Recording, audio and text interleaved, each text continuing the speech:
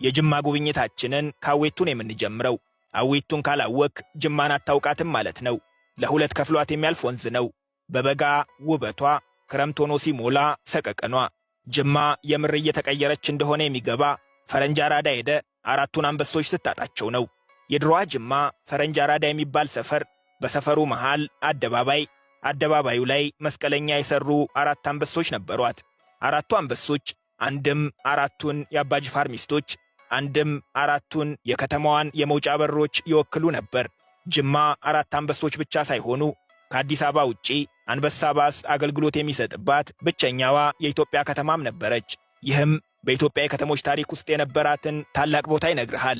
ጅማ መጥተ የአባጅፋርን ቤተ መንግሥት ካልጎበኘ ጅማ እንዳልመጣ ቁጠረው። ስትመለስ ግን የጅማ ታክሲዎች መርካቶና ሳሪስ ሲሉ ሰምተ ከምኔው አዲስ አበባ ገባን እንዳትል። ነባር የጅማ ሰፈሮች ናቸው። ቆጪ፣ መንቲና፣ ፍሩስታሌ፣ ኪቶ ሜዳን ጨምርባቸው። ከጅማ ረከቦትና ኮፊ ቴብል ገዝተን ፍቅር የሆኑ ልጆቿን ተሰናብተን